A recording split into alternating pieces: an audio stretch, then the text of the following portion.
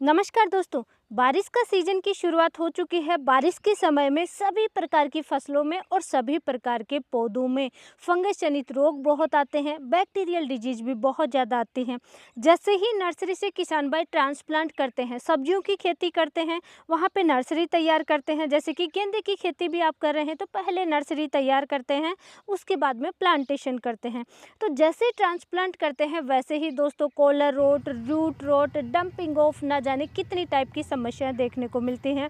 आपके कई पौधे मर जाते हैं, फसल खराब होने लग जाती है। वैसे ही दोस्तों बागवानी में भी फ्रूटिंग स्टेज पे अलग समस्याएं आती हैं, फ्लोरिंग स्टेज में भी अलग समस्याएं आती हैं। और सबसे इम्पोर्टेंट, कोई भी फसल है या पौधे हैं, फ्लोरिंग स्टेज में भी आप कुछ फंगिसाइड का इस्तेमाल नहीं कर सकते, नहीं तो फ्लावर ड्रॉपिंग की समस्या देखने को मिलती है। बारिश के सीजन में टॉप 5 फंगिसाइड के बारे में आज मैं डिस्कस करूंगी दोस्तों। ये फंगिसाइड आपके पास जरूर होना चाहिए। तो वो टॉप 5 फंगिसाइड कौन से हैं, जानने के लिए वीडियो के अंत तक जरूर बने रहें। सबसे पहले दोस्तों बारिश के समय में हम डिस्कस करेंगे नर्सरी से जैसे ही ट्रांसप्लांट करते हैं। गेंदे की खेती कर रहे हैं, नर्सरी किसान भाई तैयार कर रहे हैं, लेकिन जुलाई के महीने में जैसे ही ट्रांसप्लांट करेंगे, गोभी, बरसाती गोभी की खेती करते हैं, वहाँ पे भी पहले नर्सरी तैयार करते हैं। मिर्च, टमाटर में भी कुछ किसान भाई नर्सरी तैयार करते हैं। बहुत सारी फसलें हैं जो कि पहले उनकी नर्सरी तैयार करते हैं, यानी पौध तैयार करते हैं, उसके बाद में ट्रांसप्लांट करते हैं। और उस समय बहुत सारे पौधे मर जाते हैं, बहुत तरीके की समस्याएं देखने को मिलती है। जैसे कि रूट रोट, कॉलर रोट, तना गल जाता है, तने के नीचे की जो जड़ें हैं वो खराब हो जाती है, गलन की समस्या आ जाती है। पौधा बिल्कुल स्वस्थ है लेकिन एकदम से ही सूख जाता है, या मिट्टी के नीचे, मिट्टी जहाँ से तने से टच है उसके नीचे का पौधा एकदम से सूख करके सफ़ेद सफ़ेद हो जाता है। तो इस तरीके के ये दोस्तों damping off, collar rot, root rot, wilt की समस्याएं होती हैं। ये समस्याएं बहुत ज़्यादा आती हैं। उसके लिए दोस्तों आपको सबसे पहले तो कम से कम 2 बार आपको ड्रेंचिंग करनी चाहिए। ड्रेंचिंग वाले फंगिसाइड रखने चाहिए। अगर आप नर्सरी तैयार कर रहे हैं तो नर्सरी में भी आप ड्रेंचिंग कर सकते हैं। फर्स्ट फंगिसाइड आता है दोस्तों, ये मेरे पास है, अभी थोड़ा बचा हुआ है, एलियट फंगिसाइड। बायर का आता है एलियट फंगिसाइड। बहुत पुराना फंगिसाइड है लेकिन इसका रिजल्ट बहुत अच्छा मिलता है। टेक्निकल कंटेंट आता है दोस्तों इसमें फोसिटाइल एल्यूमिनियम 80% WP पाउडर फॉर्म में आता है। सिस्टमिक फंगिसाइड है, बहुत पुराना फंगिसाइड है लेकिन आज तक भी इसका रिजल्ट बहुत अच्छा मिलता है। सबसे बेस्ट फंगिसाइड है। जैसे ही ट्रांसप्लांट करते हैं कम से कम एक बार आपको इसकी ड्रेंचिंग करनी चाहिए। अगर मैं डिजीज की बात करूँ तो डंपिंग ऑफ की समस्या जैसे ही ट्रांसप्लांट करेंगे सबसे ज़्यादा ये समस्या देखने को मिलती है, और विशेष तौर से बारिश के समय में। वही कॉलर रोट है, रूट रोट है, ऐसी समस्याएं आती हैं, यानी सॉइल बॉर्न डिजीज आ रही हैं, उनको बहुत इफेक्टिव रूप से कंट्रोल करता है। वही दोस्तों डाउनी मिल्ड्यू के लिए भी आप इसका इस्तेमाल कर सकते हैं, स्प्रे आपको करना चाहिए। एंथ्रेक्नोज है, फ्रूट रोट है, उसमें भी आप इस्तेमाल कर सकते हैं, लेकिन उनके लिए और भी कई तरीके के बहुत अच्छे फंगिसाइड आते हैं। एलियट फंगिसाइड जाना जाता है ड्रेंचिंग करने के लिए। जैसे ही आप नर्सरी से ट्रांसप्लांट करते हैं वैसे ही दोस्तों आपके पौधे स्वस्थ रहने चाहिए, उसके लिए आपको ड्रेंचिंग करनी चाहिए एलियट फंगिसाइड की। इसकी परफेक्ट डोज होती है 1 ग्राम से 2 ग्राम पर लीटर के हिसाब से घोल तैयार करके आप ड्रेंचिंग करेंगे। डोज का इसलिए दोस्तों डिस्कस कर रही हूँ कम ज़्यादा, क्योंकि अगर बहुत ज़्यादा छोटे पौधे हैं तो 1 ग्राम पर लीटर के हिसाब से घोल तैयार करके आप ड्रेंचिंग करेंगे, और थोड़े बड़े पौधे हैं तो 2 ग्राम पर लीटर के हिसाब से घोल तैयार करके आप ड्रेंचिंग करेंगे। वहीं आपको स्प्रे करना है बड़ी फसल में, जैसे डाउनी मिल्ड्यू की समस्या है, एंथ्रेक्नोज की समस्या है, उसके लिए भी आप स्प्रे करना चाह रहे हैं, आपके पास बचा हुआ है, आपको स्प्रे करना है, तो 2 ग्राम पर लीटर के हिसाब से घोल तैयार करके आप स्प्रे कर सकते हैं। फसल छोटी है तो डोज आपको कम लेनी है। डोज का आपकी फसल की अवस्था के अनुसार ध्यान रखना है। इसके बाद में दोस्तों सेकंड बेस्ट फंगिसाइड आता है इस समय के लिए, क्या हर सीजन के लिए बेस्ट फंगिसाइड आता है, वो है दोस्तों थायोफेनेट मिथाइल। रोको फंगिसाइड नाम से काफ़ी फेमस है। इसमें टेक्निकल कंटेंट आता है थायोफेनेट मिथाइल 70% पाउडर फॉर्म में। बहुत सारी कंपनियों का आता है, ये तो बायोस्टेड कंपनी का आता है रोको फंगिसाइड, लेकिन बहुत सारे आप लोकल कंपनियों का भी यूज कर सकते हैं। टेक्निकल कंटेंट यही होना चाहिए। ये भी दोस्तों फ्यूजेरियम विल्ट है या सॉइल बॉर्न डिजीज है शुरुआती अवस्था में, तो उसके लिए आप ड्रेंचिंग कर सकते हैं, ड्रिप से आप इसको चला सकते हैं, ये प्लस पॉइंट है। ड्रिप से ये 500 ग्राम का एक पैकेट आप आराम से ड्रिप से चला सकते हैं, 200 लीटर पानी में घोल करके 1 एकड़ में। ड्रिप से थोड़ी डोज ज़्यादा रखनी होती है क्योंकि बहुत दूर तक पानी का फैलाव होता है। ड्रेंचिंग कर रहे हैं तो दोस्तों आपको डोज कम लेनी है, स्प्रे में भी डोज कम रखनी होती है। शुरुआती अवस्था में आपको ड्रेंचिंग करनी होती है। बड़ी फसल में भी कई तरीके के रोगों को कंट्रोल करता है तो आपको स्प्रे करना चाहिए। रोको फंगिसाइड भी दोस्तों डंपिंग ऑफ है, कोला रोट है, यानी शुरुआती अवस्था में आप ड्रेंचिंग करनी चाहिए, ऐसी समस्या आ रही हैं। वहीं दोस्तों सीड ब्लाइट है, ब्लास्ट है, फ्यूजेरियम विल्ट है, ऐसी समस्याओं को भी बहुत इफेक्टिव रूप से कंट्रोल करता है Roko fungicide. Broad spectrum systemic fungicide होता है थायोफेनेट मिथाइल, 70% आता है, पाउडर फॉर्म में आता है। इसकी परफेक्ट डोज होती है 1 ग्राम पर लीटर के हिसाब से घोल तैयार करके आप स्प्रे कर सकते हैं या ड्रेंचिंग कर सकते हैं। अगर बड़ी फसल में आपको ड्रेंचिंग करनी है तो 1.5 से 2 ग्राम पर लीटर के हिसाब से भी घोल तैयार करके ड्रेंचिंग कर सकते हैं, लेकिन सब्जी वर्गीय फसलों में 1 ग्राम पर लीटर के हिसाब से ही घोल तैयार करना चाहिए, बहुत अच्छा रिजल्ट देखने को मिलता है। प्रिवेंटिव क्यूरेटिव एक्शन आता है तो वैसे ही, और सिस्टमिक फंगिसाइड है तो रिजल्ट भी इसका लंबे समय तक आपको देखने को मिलेगा। थर्ड नंबर पे बेस्ट फंगिसाइड आता है दोस्तों नेटिव फंगिसाइड, जो कि बायर का आता है। टेबुकेनाजोल प्लस ट्राइफ्लॉक्सीस्ट्रोबिन का कॉम्बिनेशन आता है। ब्रॉड स्पेक्ट्रम सिस्टमिक फंगिसाइड आता है, लंबे समय तक इसका रिजल्ट देखने को मिलता है नेटिव फंगिसाइड का। इसकी अगर हम बात करें कि कौन से रोगों को कंट्रोल करता है नेटिव फंगिसाइड, तो बहुत तरीके के डिजीज को कंट्रोल करता है।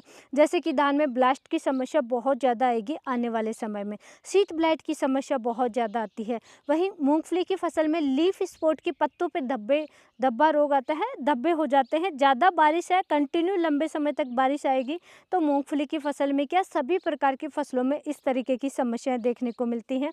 तो लीफ स्पॉट को बहुत अच्छे से कंट्रोल करता है। इसके अलावा फ्रूट रोट है, पाउडरी मिल्ड्यू है, एंथ्रेक्नोज है, ऐसे डिजीज को भी इफेक्टिव रूप से कंट्रोल करता है बायर का नेटिव फंगिसाइड। नेटिव फंगिसाइड की डोज का जरूर ध्यान रखना है, डोज आपको कम लेना होता है। नेटिव फंगिसाइड की परफेक्ट डोज होती है आधा ग्राम पर लीटर के हिसाब से घोल तैयार करके आपको स्प्रे करना चाहिए, यानी 2 लीटर पानी में 1 ग्राम का इस्तेमाल करना है। 1 एकड़ में सिर्फ 100 ग्राम का पाउच आता है, 100 ग्राम 200 लीटर पानी में मिक्स करके 1 एकड़ में आपको स्प्रे करना चाहिए नेटिव फंगिसाइड का। और सिस्टमिक होने के कारण, ड्यूअल मोड ऑफ एक्शन होने के कारण इसका भी लंबे समय तक रिजल्ट देखने को मिलता है। जितने भी सिस्टमिक हैं, ड्यूअल मोड ऑफ एक्शन वाले हैं, तो कम से कम 15 दिन तक तो बहुत अच्छा रिजल्ट इनका देखने को मिलता है।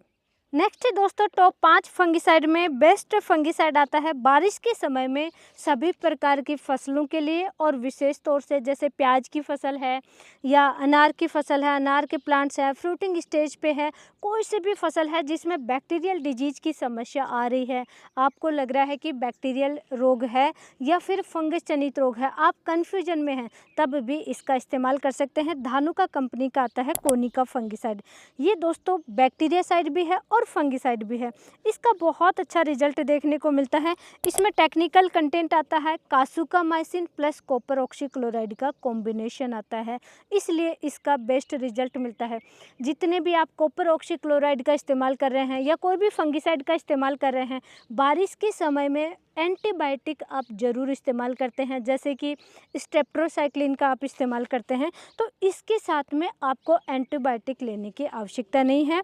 कासुकामाइसिन ऑलरेडी एंटीबायोटिक का काम करता है, बहुत इफेक्टिव रूप से कंट्रोल में देखने को मिलती हैं सभी प्रकार के रोग, जैसे कि बैक्टीरियल ब्लाइट है, फ्रूट रोट है, एंथ्रेक्नोज है, बैक्टीरियल लीफ स्पॉट है, ब्लास्ट है।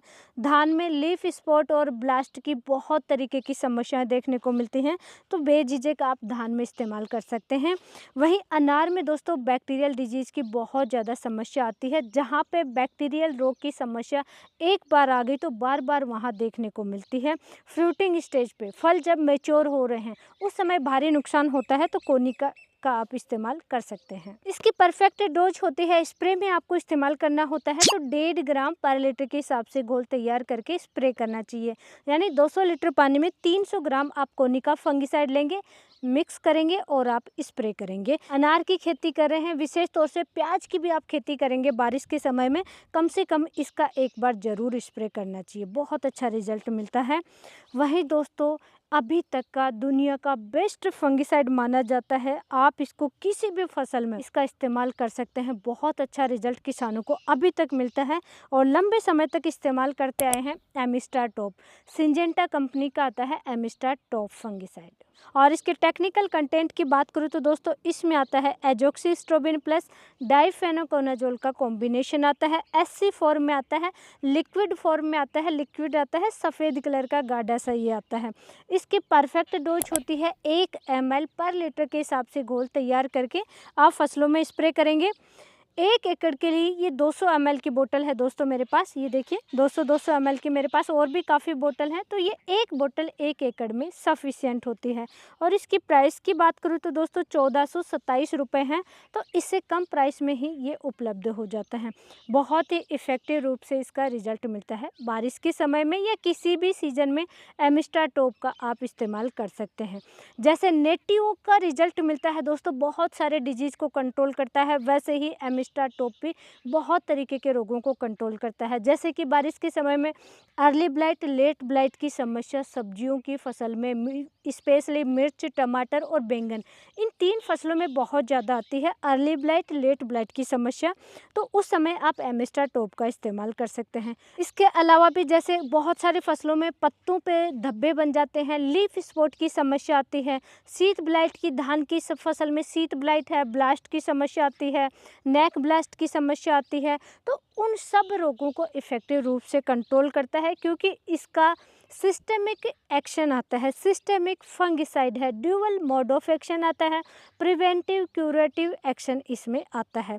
रोग आने से पहले भी आप इस्तेमाल कर सकते हैं ताकि रोग नहीं आए। कंटिन्यू मौसम ख़राब है तो आप बेझिझक एमिस्टा टॉप का पहले से इस्तेमाल कर लीजिए ताकि रोग नहीं आए, और रोग आने के बाद में आप इस्तेमाल कर रहे हैं तो फसल वापस से रिकवर होने लगती है। इसका बहुत अच्छे से रिजल्ट देखने को मिलता है, रोगों को कंट्रोल करता है बहुत ही इफ़ेक्टिव रूप से। तो एमिस्टा टॉप बहुत ही अच्छा फंगिसाइड है, इसका आप इस्तेमाल कर सकते हैं। ये टॉप 5 फंगिसाइड है। ड्रेंचिंग के लिए एलियट फंगिसाइड है, बहुत इफ़ेक्टिव रूप से कंट्रोल करता है। स्प्रे में या ड्रेंचिंग दोनों तरीके से आप इस्तेमाल करना चाह रहे हैं तो रोको फंगिसाइड बेस्ट है, जिसमें टेक्निकल कंटेंट आता है थायोफेनेट मिथाइल 70% पाउडर फॉर्म में। ये ड्रेंचिंग के लिए भी बेस्ट है और स्प्रे के लिए भी बेस्ट है।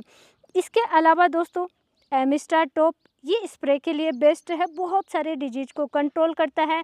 बाहर का नेटिव फंगिसाइड बहुत इफेक्टिव रूप से डिजीज को कंट्रोल करता है। और वहीं दोस्तों कोनिका फंगिसाइड का भी आप इस्तेमाल कर सकते हैं। कोनिका फंगिसाइड बेस्ट है, सभी प्रकार की फसलों और पौधों में आप इस्तेमाल कर सकते हैं। फ्लोरिंग स्टेज में कोई भी कॉपर बेस और सल्फर बेस फंगिसाइड का इस्तेमाल नहीं करना चाहिए। और भी मार्केट में बहुत तरीके के फंगिसाइड हैं, वीडियो लेंथी हो जाएगा, इसलिए हमने टॉप 5 फंगिसाइड यहाँ पे डिस्कस किए हैं। दोस्तों आपकी फसलों में कैसी समस्याएं आती हैं बारिश के समय में, हमें कमेंट करके ज़रूर बताइए, तभी हमें मालूम चलेगा कि आपकी फसलों में क्या समस्याएं आती हैं। और आज की नॉलेजफुल जानकारी के लिए वीडियो को लाइक करें, शेयर ज़रूर करें। धन्यवाद।